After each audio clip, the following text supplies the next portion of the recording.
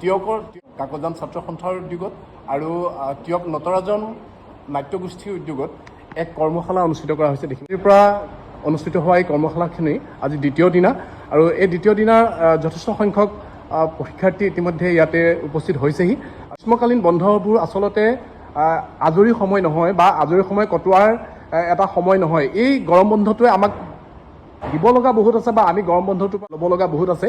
এইখিনিতে এইসকল ছাত্ৰ ছাত্ৰী বা এইসকল শিক্ষাৰ্থীৰ যি অভিভাৱকসকলক ধন্যবাদ জনাইছোঁ, কাৰণ তেওঁলোকৰ শিশুটোক এই গৰমৰ বন্ধত আজৰি সময় বুলি শেষ কৰি নিদি তেওঁলোকে প্ৰয়োজনীয় এটা পদক্ষেপ গ্ৰহণ কৰিছে।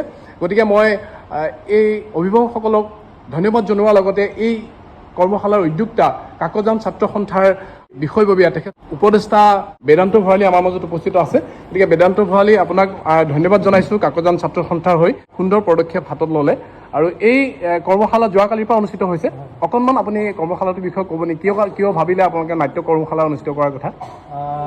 ছাত্ৰ সন্থা এনেও ছাত্ৰ ছাত্ৰীৰ শৈক্ষিক দিশৰ লগত সদায় জড়িতই। হয়, নিশ্চয়কৈ। তাৰ উপৰিও আমি ছাত্ৰ ছাত্ৰীসকলক আমি কেনেদৰে অকল শিক্ষাৰ লগতে সাংস্কৃতিক ক্ষেত্ৰখনত কেনেদৰে আগুৱাই লৈ যাব পাৰি, তাৰ আচলতে এইটো চিন্তাৰ মানে লগত সংগতি ৰাখিয়ে আমি যোৱা বছৰ তাৰ আগতো তেনেদৰে যোৱা বছৰ আমি তেনেদৰে সত্ৰীয়া নৃত্যৰ কৰ্মশালা আয়োজন কৰিছিলোঁ সপ্তাহজোৰা।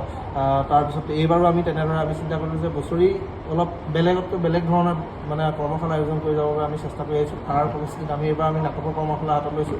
গতিকে ইমানে আৰু ইয়াৰ আপোনাৰ চেনেলৰ জৰিয়তে আমি এটা কথা আমি ৰাইজক জনাওঁ যে আহক আপোনাৰ শিশুটো শিক্ষাৰ লগতে সাংস্কৃতিক ক্ষেত্ৰখনতো কেনেদৰে আগুৱাই যাতে আগবঢ়াই লৈ যাব পাৰে, আমি তাৰ বাবে একদম ক্ষুদ্ৰতম প্ৰয়াস কৰিছোঁ। আপোনালোকৰ সহায় সহযোগ আগবঢ়াব। সঁচাকৈ অতি গুৰুত্বপূৰ্ণ কথা। লগতে মোৰ বন্ধু প্ৰতিম জিতেন দাস তেখেত প্ৰশিক্ষক হিচাপে আহিছে। তিয়কৰ বিভিন্ন অঞ্চলত নাট্য প্ৰশিক্ষণৰ কাম তেখেতে কৰি আছে। একেধাৰে বহু বছৰ ধৰি নাট্যকৰ্মৰ লগত জড়িত হৈ আছে। অভিভাৱকসকলক উদ্দেশ্যি দুআষাৰ ক'বৰ বাবে মই এইখিনিতে অকণমান অনুৰোধ জনাইছোঁ। ধন্যবাদ। আমি অসমৰ বিভিন্ন ঠাইত তিয়কৰ লগতে নিজৰ ঠাইৰ লগতে অসমৰ বিভিন্ন ঠাইত এনেদৰে আমি কৰ্মশালা কৰিছোঁ। শিশুসকলৰ বৌদ্ধিক, শাৰীৰিক, মানসিক উত্তৰণৰ বাবে আমি চেষ্টা কৰিছোঁ। এইবাৰো আমি সেই কাকজান ছাত্ৰ সন্থা আৰু আমাৰ তিয়ক নটৰাজন থিয়েটাৰ একাডেমীৰ উদ্যোগত আমি কাকজান অঞ্চলত এটা নাট্য কৰ্মশালা দিয়াৰ মনস্থ কৰিলোঁ। সেয়েহে আজি দ্বিতীয় দিনা আমি এই পৰ্যায়ত উপনীত হৈছোঁ। আমি আমাৰ ইয়াত যিসকল ছাত্ৰ ছাত্ৰী অংশগ্ৰহণ কৰিছে তেওঁলোকলৈ ধন্যবাদ আৰু তেওঁলোকৰ অভিভাৱকসকললৈ ধন্যবাদ আৰু কৃতজ্ঞতা জ্ঞাপন কৰিছোঁ। টোটেল কিমান দিন চলিব? 15 দিন হ'ব। 15 দিনা যথেষ্ট দিন অনুষ্ঠিত হ'ব। আৰু যিহেতু এতিয়া দ্বিতীয় দিন, এতিয়াও যথেষ্ট সংখ্যক মানুহ বা অভিভাৱকে গম নাপায় কথাটো। গতিকে যিসকলে গম পায় তেখেতসকলক আমি কি ক'ম, মানে ইয়াতে আকৌ আহিব পাৰে। তেওঁলোকে কাইলৈ হয়তো এডমিশ্যন কাইলৈও ল'ব পাৰিব। পাৰিব। আমি বহুতসকলে যোগাযোগ কৰি আছে আমাৰ লগত আহিবৰ বাবে। কাইলৈ পৰহিৰ ভিতৰত সকলো আহিব। আচলতে এই নাট্য কৰ্মশালাটো বিশেষকৈ অকল এটা বিষয়ত নাথাকে। আচলতে নাট্য কৰ্মশালা বুলি ক'লে তেওঁলোকৰ বডি লেংগুৱেজৰ পৰা আৰম্ভ কৰি তেওঁলোকৰ পাৰ্চনেলিটি ডেভেলপমেণ্টৰ ক্ষেত্ৰতো যথেষ্ট গুৰুত্বপূৰ্ণ ভূমিকা আছে নাট্য কৰ্মশালাত। গতিকে মোৰ নিজৰ ল'ৰাও মই সেইটো কাৰণে ইয়াতে জইন কৰিবলৈ দিছোঁ বা ইয়াতে যোৱা বছৰ দিয়া হৈছে। এইটো কাৰণে যে নিজৰ যিখিনি হেজিটেশ্যন থাকে বা নিজৰ মানুহৰ লগত কথা পতাৰ কেনেধৰণৰ কথা বতৰা পাতিব লাগে, বডি লেংগুৱেজ কেনেকুৱা হ'ব লাগে, পাৰ্চনেলিটিটো কেনেকৈ ডেভেলপমেণ্ট কৰিব লাগে, লগতে শাৰীৰিক যিটো ব্যায়াম এই নাট্য কৰ্মশালাৰ লগত জড়িত আছে। গতিকে যিসকল অভিভাৱকে এতিয়াও তেওঁলোকৰ শিশুসকলক এই নাট্য কৰ্মশালালৈ দিম বুলি ভবা নাই, তেওঁলোকক কথাটো নতুনকৈ ভাবক যে তেওঁলোকৰ শিশুটোৰ শাৰীৰিক, মানসিক, বৌদ্ধিক গোটেইকেইটা দিশ সামৰি কিন্তু নাট্য কৰ্মশালা বা নাট্য বিষয়ৰ কৰ্মশালাখিনিয়ে তেওঁলোকক দিবলৈ তেওঁলোকে তাত মানে পাব।